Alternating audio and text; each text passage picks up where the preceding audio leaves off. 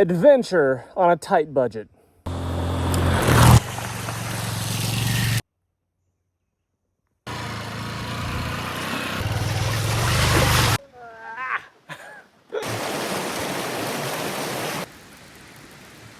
Significant amount of bears in this area.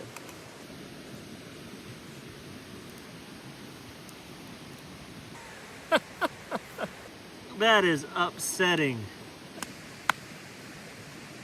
I bet those guys I rode past today were thinking, what is this guy doing out here?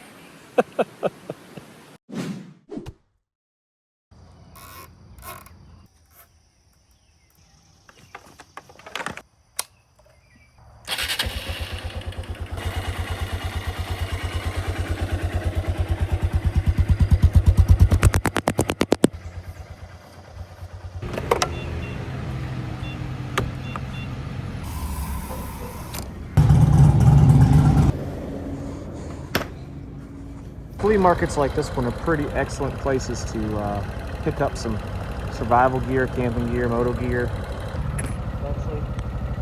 That machete I bought here maybe last year for like $5.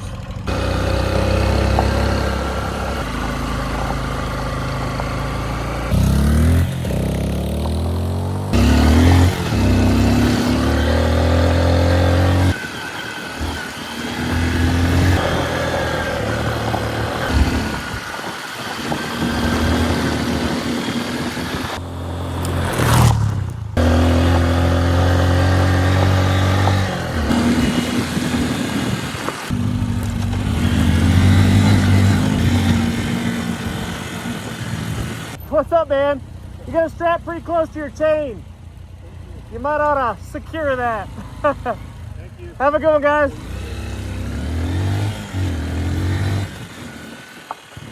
I kind of want to see where that goes.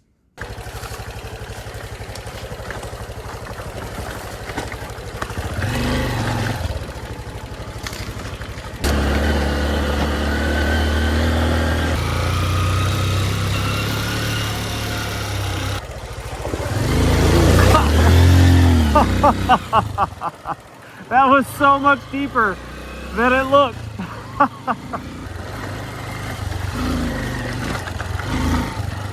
Yeah, I mean, like those big Triumphs or whatever they were, I think they were Triumphs, that I just went by, just blew by on the 150 on old Buck here.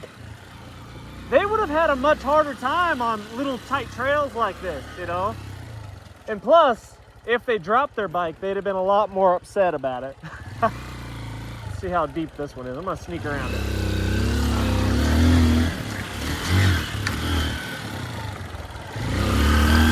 One of these days, I will upgrade these tires, but I'm gonna wait till they wear out.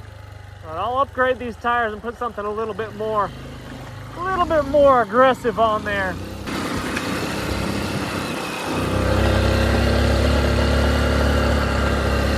Now, I'm not saying that you shouldn't buy good gear, and I'm not saying you shouldn't necessarily buy motorcycle specific gear.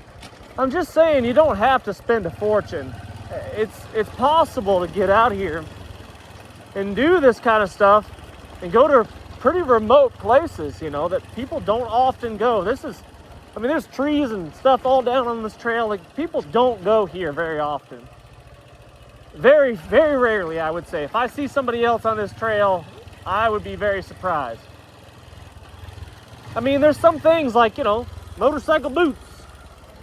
Boots that would be super, super handy, you know. And I would definitely recommend that you wear motorcycle boots. Because even on this short trip, I've had a couple of rocks pop up and whack me in the shin, you know, that kind of stuff. And you know, heaven forbid if I lay this thing down and the bike lands on my foot, that could be an issue. Saddlebags, you know, panniers, my Moscow Moto bags that I use, those are significantly better, more secure. They ride lower, they keep the center of gravity down low on the motorcycle. Hey-oh. They keep everything more maintained and tight to the motorcycle, which is definitely an advantage. Here we go. Whoa! My back end, my back end slipped down into that hole right there.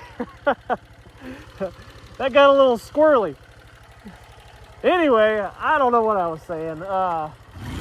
There's definitely some things that, you know, you should save you pennies and invest your money in the things that really work well, because, you know, you buy once, cry once kind of stuff. Like there's definitely some overpriced gear out there that is completely unnecessary and gimmicky and all that stuff. But I mean, there is some stuff. There's a few things: helmets, boots, saddlebags. First things that kind of come to my mind and what you want to try to not skimp on, really. You know, you should save your money up and get some good stuff. You know, you should buy a reliable motorcycle. You don't have to spend a lot of money, but it should be a good one. If you're going to come out to places like this where you could potentially get stranded because of a mechanical failure, you should be able to rely on your machine as much as possible. I mean, it's a machine, so inevitably, eventually, you are going to have a problem. There's going to be a failure. But if you could try to mitigate that as best as possible, wonder how deep this is. Not too bad. If you could try to mitigate that stuff as much as possible, that's a win.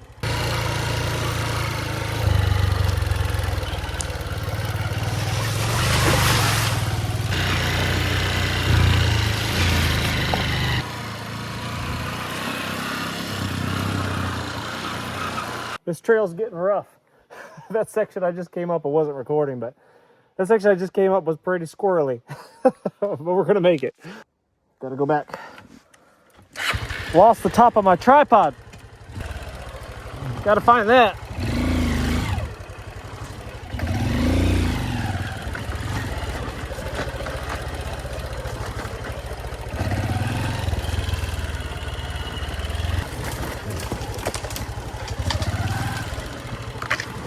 Aha! Found it. Need that. This trail going the way I just came from, the map ends. There's no trail anymore on the map. So we're gonna have to just figure it out, see where it goes. Just taking my time, plugging away, letting this little 150, letting Buck do its thing.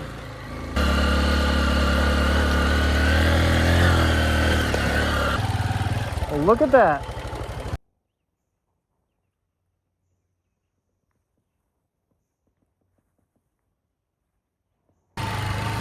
Whoa, slick spot.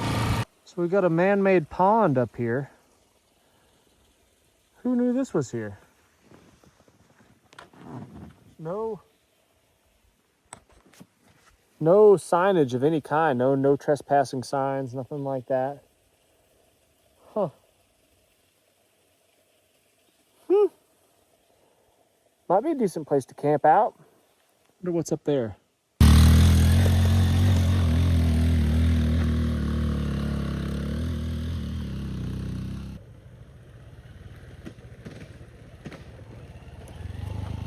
Popped out onto this road.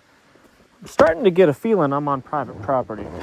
I don't know for sure. And I have not seen a single sign of anything in a long ways. But you never know. Let's just see where it comes out.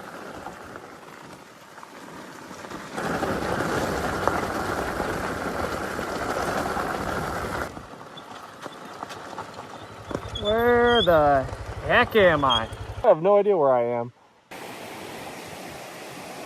This looks like a decent spot to camp. What do you think?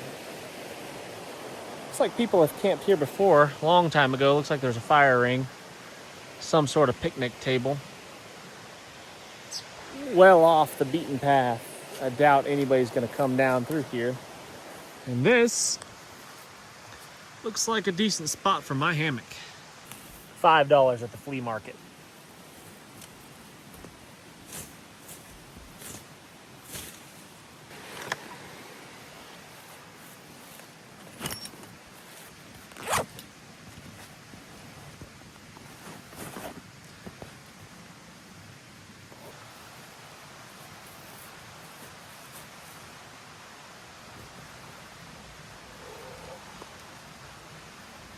A homemade fleece sleeping bag, a piece of free house wrap. That's gonna be my tarp because it looks like it's probably gonna rain tonight.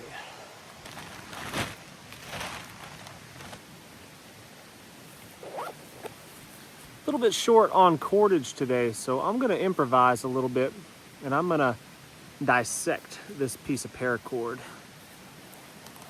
I've got my $25 water filter. The cheapest multi-tool pretty much that you can get. Well, maybe not the cheapest good one that you can get. This is a Leatherman Rev. I think they're like 40 bucks, something like that. Cut the burnt ends off of my paracord, and then I've got 7 working inner strands there. Some pretty strong inner strands that will be more than enough to hold up my makeshift tarp here.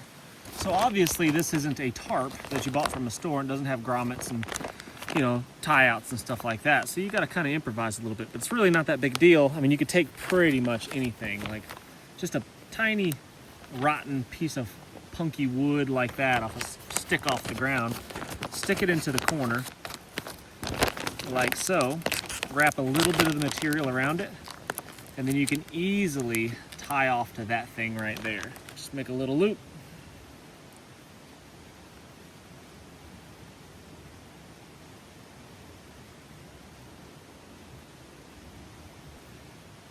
Grab the main line there, pull it through, and then we've got a little slip loop right there that's going to hold on to our chunk of wood. You could use a pebble out of the creek, a little stick like this one. Doesn't really matter, just get it over top of it, cinch it down, kind of like that, and that's not going to come free.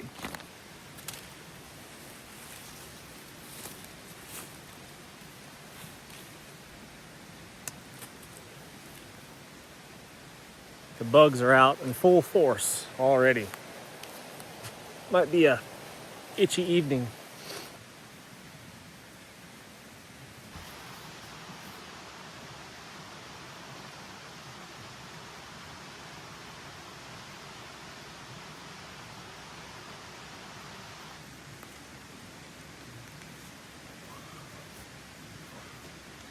You always want to lay diagonally in a hammock if you can help it. Otherwise you get kind of bananaed.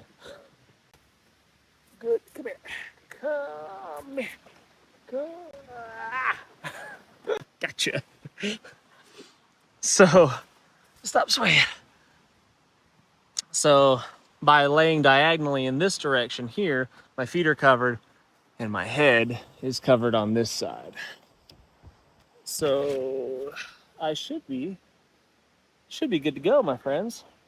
That is about as cheap of a camp setup as you can get, realistically. I mean, yeah, you can get by with less, for sure. I mean, I've camped literally with nothing before, plenty of times, lots of times. Spent a month in Louisiana, in the southern Louisiana swamps, with literally nothing but the clothes that I had on my back. So I'm telling you from personal experience that it's definitely possible to get by with almost nothing at all. But you'll be pretty miserable, trust me. Trust me on that. So just having the basics like this, and you spent almost no money. I mean, well, that's free. This is leftover scrap from a construction job that you could probably find, you know, just end cuts off of whatever. This hammock was super cheap, 35, 40 bucks, and I've had this thing for 10 years or more, probably more. This I made from a cheap blanket, like a $5 fleece blanket. I just sewed the end up, made myself a little toe box. So I've got kind of a, you know, a cheap, easy sleeping bag for warm weather like it is right now. This is a really nice backpack from Hill People Gear, but honestly, I don't really have any super cheap backpacks. I tried to find like a JanSport or whatever, other than stealing one of my kids' bags or something. I just figured I'd use the one I've got. But I've got some spare clothes in here that I'm going to be sleeping in, you know, long johns. The food that I brought, well, I'll show you here in a little bit. I'm going to make some food here in just a little bit. But my motorcycle gets 90 miles per gallon, give or take, something like that. For $5 in fuel, I could ride all day long. It's a couple days long probably, on trails like this where I'm not covering a whole lot of mileage. I could be reasonably comfortable at camp at night. Life is good, my friends.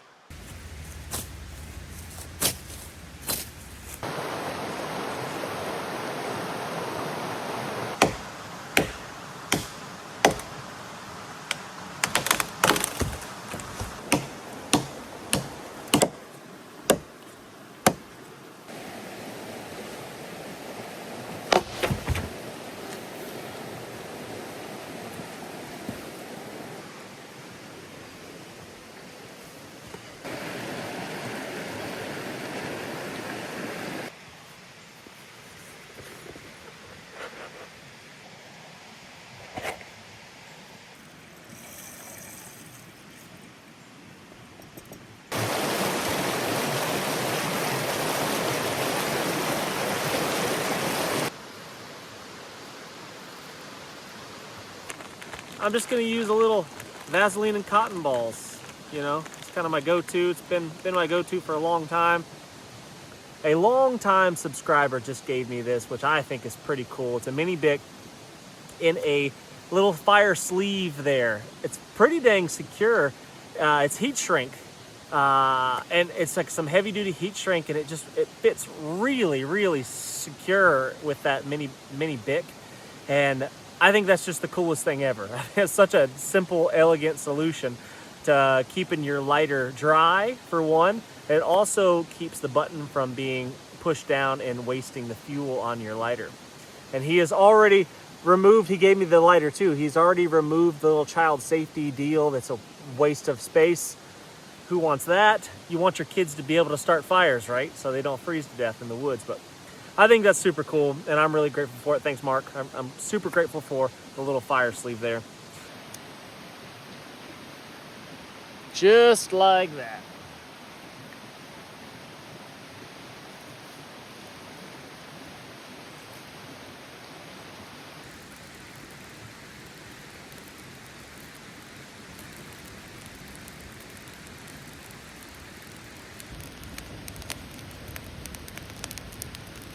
I almost forgot. I do have a surprise for dessert, so stick around for that. I'm pretty excited about it. I think you will be too.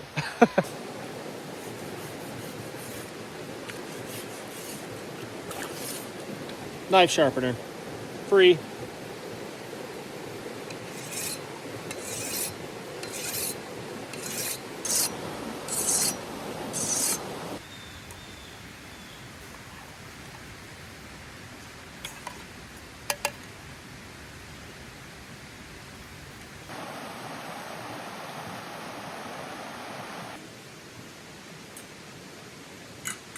Man, you know what would be great?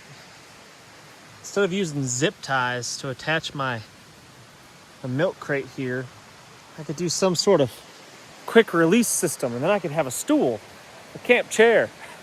God, what was I thinking? All right, I'm too excited. I can't wait. My daughter made chocolate chip cookies yesterday, and there's some leftover dough. Have you ever had a chocolate chip cookie made on a machete? Me either.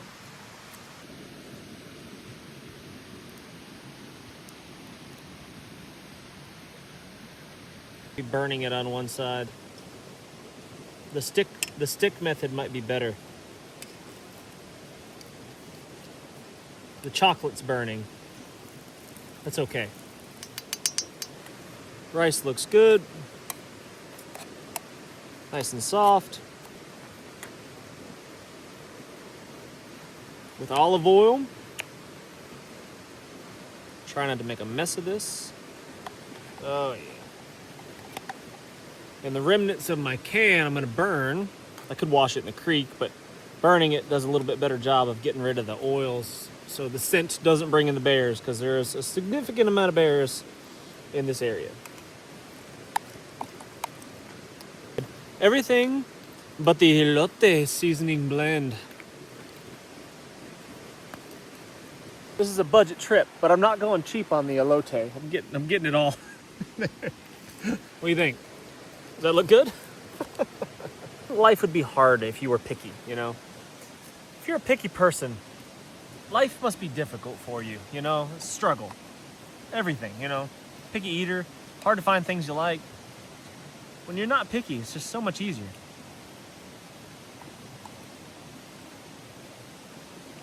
The machete cookie skillet was semi-successful. Slightly burned, but I'm sure it's going to taste good. Let's try it on a stick. See if we have any better luck.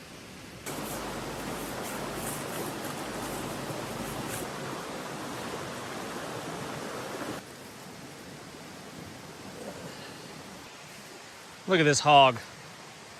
Filthy. Just like he likes it. Buck likes it dirty.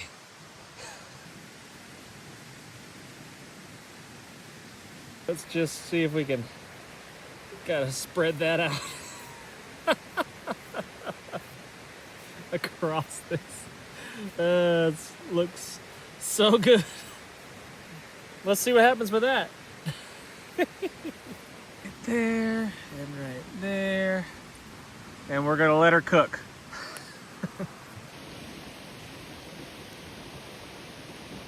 Some of it's trying to. No!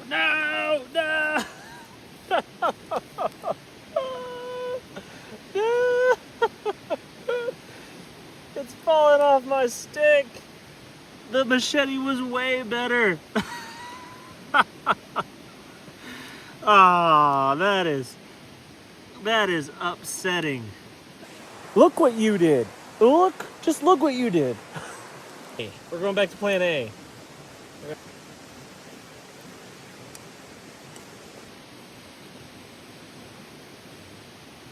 This one's looking good. I flipped it. Looks pretty good. All right, I'm gonna quit while I'm ahead and call it done. Sure, it's a little doughy, but I like them like that.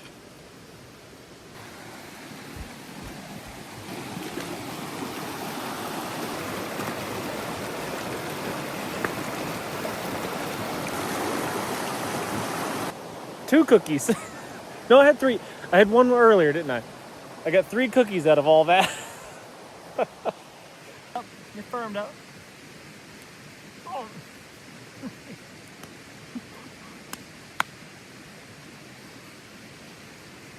Nailed it.